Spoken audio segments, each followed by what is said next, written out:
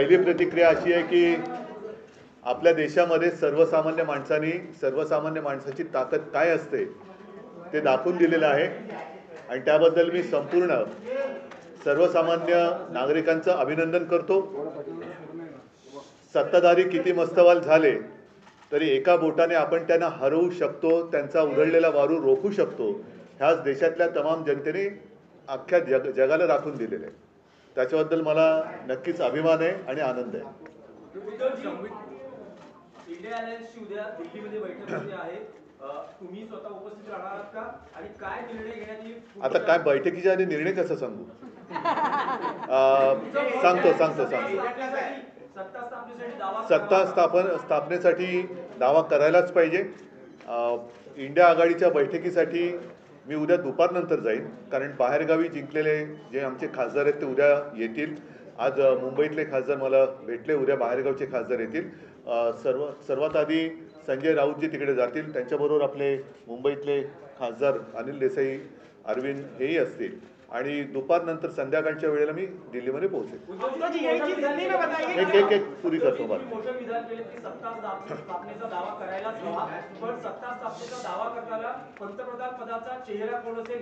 त्याच्याबद्दलच उद्या बैठक होईल।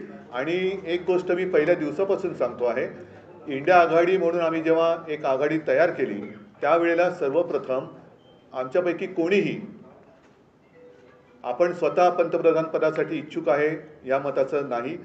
देशातली लोकशाही वाचवली पाहिजे, देशातलं संविधान वाचवलं पाहिजे आणि हुकुमशाहीपासून देशाला वाचवलं पाहिजे, ही एक आमची पहिली एकत्र येण्यामागची भावना होती। तीच भावना आजही कायम आहे। उद्या सर्वांच्या मताने इंडिया आघाडीचा नेता ठरवला जाईल पंतप्रधान पदासाठी आणि आम्ही सर्व सोबत असू। एक पुरा करून असं दाखवलं जात आहे, परंतु अजूनही काही ठिकाणी जसं बिहार आहे, बिहारमध्ये मतमोजणी उशिरा सुरू झाली, तिचे निकाल अजून पूर्ण बाहेर यायचे आहेत। आणखीनही काही ठिकाणी छोटे जे घटक पक्ष आहेत त्यांना संपर्क सुरू आहे।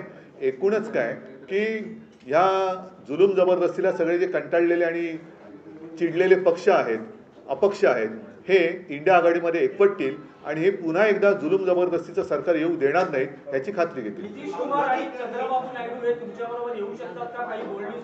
त्यांच्याबद्दल त्यांच्याशी काँग्रेसकडनं म्हणा इतरांकडनं म्हणा बोलणी सुरू आहेत। परत एकदा सांगतो की चंद्रबाबू नायडूंना सुद्धा भाजप सरकारने काही कमी त्रास दिला नव्हता, नितीशना सुद्धा काही कमी त्रास दिला नाही, तर पुन्हा त्रास हवा का हा एक प्रश्न आहे। आणि मला खात्री आहे की एकदा हे गेलेलं सरकार उंबरठ्यावरती आहे, ते उंबरठ्यावरनं बाहेर काढण्यासाठी सगळे जे यांच्या जुलूम जबरदस्तीला चिडलेले आणि कंटाळलेले लोक आहेत ते इंडिया आघाडीत येतील। एक पुरा करतो, पुरा देतो आपको उत्तर देतो।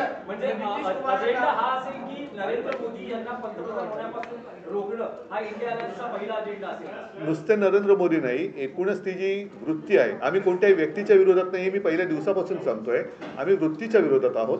वृत्तीच्या विरोधात म्हटल्यानंतर हुकुमशाहीची वृत्ती, ही वृत्ती या देशामध्ये चालू द्यायची नाही, हे आम्ही सगळ्यांनी ठरवलेलं आहे, सगळ्या देशभक्तांनी ते ठरवलेलं आहे। एक मिनिट, अभी थोड़े जरा इंडिया गठबंधन कल क्या सत्ता स्थापना को लेकर एक्सप्लोर करने वाले ऑप्शंस और क्या पीएम पद के ऊपर भी आप चर्चा करेंगे? बिल्कुल करेंगे। और जैसे मैंने अभी कहा कि जिस दिन हमारा गठबंधन हुआ इंडिया, उसी वक्त हम सारे लोगों ने तय किया था कि किसी व्यक्ति को लेकर नहीं, लेकिन ये जो तानाशाही है देश में उसको खत्म करना चाहिए, देश का संविधान बचाना चाहिए। फिर चाहे सब मिलकर प्रधानमंत्री का उम्मीदवार हम तय कर सकते हैं और मुझे लगता है कि कल वो हो जाएगा। नंबर्स की आंकड़े जो काफी कम है, ऐसे में क्या टीडीपी जेडीयू अन्य दल है, जो भी लोग इनसे त्रस्त है वो सारे लोग हमारे साथ आएंगे, सारे देशभक्त हमारे साथ आएंगे। चंद्रबाबू जी भी, उनको भी बहुत परेशान किया है बीजेपी गवर्नमेंट ने, सारे लोग जिनको भी तकलीफ दी है, परेशान किया है, वो सारे लोग हमारे साथ आएंगे। आता मी इथे बसून ममता बॅनर्जी सोबत आहेत, आमच्या ममता बॅनर्जी आमच्या सोबत आहेत, ममता बॅनर्जी पण सोबत आहेत। पण मी तुम्हाला सांगतो, ममता बॅनर्जींना सुद्धा खूप छळलेलं आहे। या छळवणुकीपासून सगळे लोक आता कंटाळलेत आणि चिडलेत की एवढा तुम्ही त्रास कसा देऊ शकता। एक लोकशाही म्हटल्यानंतर, राजकारण म्हटल्यानंतर कोणी विरोधात असू शकतं, कोणी सोबत येऊ शकतं, पण तो जीवघेणा विरोध असता कामा नये। सुडाचं राजकारण होता कामा नये. सुडाच्या राजकारणाला जे त्रासलेले आहेत सुडाच्या राजकारणाने ते सगळे देशभक्त इंडिया आघाड़ी के थे. सरकार गठन में शिवसेना की क्या भूमिका होगी आप लोग? मैंने जो बात कही उसमें और अलग भूमिका बताने की क्या आप खुद भी आवश्यकता है? बातचीत करेंगे, आप खुद भी अन्य दलों से बातचीत बातचीत करेंगे? जरूर करूंगा. मेरी और ममता दीदी की बात हुई है और सारे लोग साथ थे और साथ रहेंगे. सर, एक सवाल समाजवादी पार्टी को ज्यादा सीटें मिली महाराष्ट्र हैं, में क्या आज कहना जो चाहेंगे? निकाल आया है, महाराष्ट्र में आज जो निकाल आया है, एमबीए को जितनी सीटें मिली है 2019 से मुकाबले में काफी ज्यादा है, कैसे इसको देखते हैं? एमवे महाराष्ट्र का रिजल्ट तो अच्छा ही है, लेकिन मुझे और कुछ सीटों की अपेक्षा थी, जरूर थी. 2-4 सीट्स वैसे तो मुझे जितने हमने लड़ी थी 48, तो 48 के 48 हमें जीतना चाहिए था. उम्मीद तो वही थी, विश्वास भी था. ठीक है, कुछ जगह लग रहा है कि कुछ गड़बड़ हुई है क्या, ऐसे आशंका आ सकती है. ती गडबड झाली असं तुम्हाला वाटतं? कारण उत्तर पश्चिम मध्ये आता जेव्हा मोजणी करण्यात आली, अमोल कीर्तीकर यांचा पराभव झाला. अमोल कीर्तीकरांचा अजून पराभव जाहीर झालेला नाही, कारण तिकडे नक्की गडबड आहे. आम्ही विचार करतोय कदाचित ती निवडणूकच आम्ही चॅलेंज देऊ निवडणुकीला, कारण एकूणच गडबड घोटाळा दिसतोय तिकडे. पहिल्यांदा ईव्हीएम मध्ये काय मतमोजणी झाली, मग पोस्टरमध्ये काय, तर आम्ही अजून तिकडे तो विषय सुरू आहे, पण बहुतेक आम्ही ती निवडणूक चॅलेंज करू. उद्धव ठाकरे समाधानी आहेत का ज्या प्रकारे महाराष्ट्रात जागा महाविकास? नाही, मला तर 48च्या 48 पाहिजे होत्या. मला तर 48च्या 48 पाहिजे होत्या. काही ठिकाणी ठाणे असेल किंवा कोकण असेल, ठाणे आणि कोकण, मला नाही वाटत कोकण हा शिवसेनेपासून माझ्यापासून कोणी तोडू शकतो. त्याच्यामुळे कोकणचा पराभव हा अनाकल्य आहे आणि नक्कीच क्लेशकारक आहे. पण कोकणी माणूस असा कधी दगा देऊ शकत नाही. मला नाही वाटत तिकडे लोकांनी शिवसेनेच्या विरोधात मतदान, काहीतरी असू शकेल गडबड, बघायला लागेल. एक एक एक अयोध्या में बीजेपी की हार हुई है, प्रधानमंत्री वहां गए थे, राम मंदिर का बड़ा प्रधानमंत्री जी जहाँ जहाँ गए, महाराष्ट्र में जहाँ जहाँ आए थे वो सारी जगह हार गए. और इसलिए मैं मेरी पब्लिक मीटिंग में कह रहा था कि प्रधानमंत्री जी और आने चाहिए महाराष्ट्र में. उन्होंने हर एक जगह पर मीटिंग ली होती तो हमारे लिए काफी अच्छा काम, हमारा प्रचार वही कर रहे थे. उद्धवजी, सांगलीमध्ये काँग्रेसने आपल्या उमेदवारासाठी काम केलं नाही असं दिसतंय. विशाल पाटील यांचा विजय झालेला आहे, तर सांगलीच्या बाबतीत तुमचं काय मत आहे? सांगलीच्या बाबतीमध्ये उघड दिसतंय आघाडीचा धर्म पाळला गेला की नाही पाळला गेला बघतोय, आणि त्यानुसार आमची पुढची पावले ठरतील. महाविकास आघाडी स्वागत केलं जाईल विशाल पाटील जर नाही, बघू ना आता काय होतंय त्याच्यावरती. उद्धव जी, पिछले 2.5 वर्षों में जब से आपकी पार्टी तोड़ी गई या नाम छीना गया, पार्टी का चुनाव छीने चले, तब से लेके अब तक का जो यात्रा कैसी रही? क्योंकि इस तरह की जीत की अपेक्षा जो है बीजेपी की तरफ से कहा जाता है ये संभव नहीं है, लेकिन वो करके दिखाया आपको. मैं तो जितने सारे लोगों ने मुझ पर विश्वास दिखाया उन सारे लोगों का दिल से धन्यवाद उनको देता हूं. और मैं तो कहता हूं कि अब तो लड़ाई की शुरुआत हुई है. आपने जैसे कहा कि पार्टी तोड़ी गई, छीनी गई, मेरा पार्टी सिंबल छीना गया. यहाँ तक कभी कहा जाता था कि मोदी जी का फोटो लगाकर हमने इलेक्शन जीती थी. उनको भी, मतलब मोदी जी को मेरे पिताजी का फोटो लगाकर इलेक्शन लड़ना पड़ा.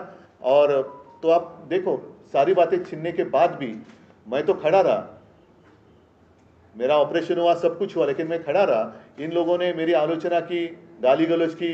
मैंने कहा नहीं कि मैं तो रोज 5 किलो गालियाँ खाता हूँ जी वगैरह, कुछ कहा नहीं. ना ही मैंने कहा कि मैं परमात्मा का अवतार हूँ. मैं तो हूँ कॉमन मैन हूँ, बाला साहब का और माँ का बेटा हूँ. और मैं तो लड़ा. जितने सारे लोग मेरे साथ खड़े रहे उन सारे लोगों को धन्यवाद देता हूँ. और उन्हीं का आशीर्वाद मेरी शक्ति है, उनका ही आशीर्वाद मेरी शक्ति है, और इस शक्ति को मैं कभी धोखा नहीं दूंगा. सर, धनुष्य बाण आपके साथ नहीं था? नहीं, सारी बातें उन्होंने छीनी थी, और क्या बाकी रखा था? एक सवाल ये है कि क्या अब मशाल के साथ ही आगे की राह ये करना है? देखो, मशाल ने आग तो लगा दी है, मशाल ने आग तो लगा दी है. और 19 में जितनी सीटें, अब तो महायुति हो गई, लेकिन उस वक्त जो युति थी, कितनी सीटें थी? 41, 42. अब कितनी हो गई? तो ये तो अभी असली नकली का पता चलेगा.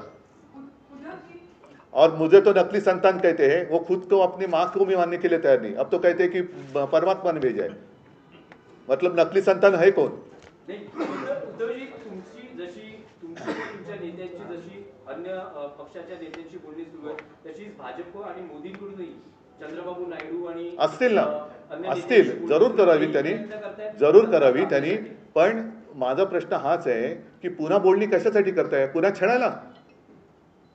म्हणजे आम्ही सुद्धा त्यांच्यासोबत होतो, तरी सुद्धा त्यांनी आमच्या लोकांच्या मागे ईडी, इन्कम टॅक्स, सीबीआय आमच्याकडनं गद्दार फोडून घेतले, त्यांना उमेदवारी दिली, त्यांच्या प्रचारासाठी मोदी स्वतः आले.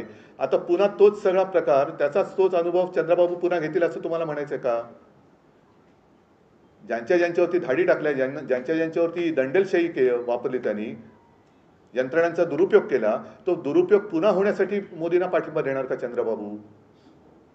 हा प्रश्न आहे. ट्विट केलेलं आहे, तिसऱ्यांदा मोदी पंतप्रधान आता होणार आहे, जनतेचं धन्यवाद वगैरे त्यांनी व्यक्त केले. आता जर का सामान्य माणूस असतं मोदीजी, तर आपण असं म्हटलं की देव त्यांचं भलं करू, पण ते स्वतः देव म्हटल्यात तर कोण त्यांचं भलं करू मला काय बोलता येत नाही. चला.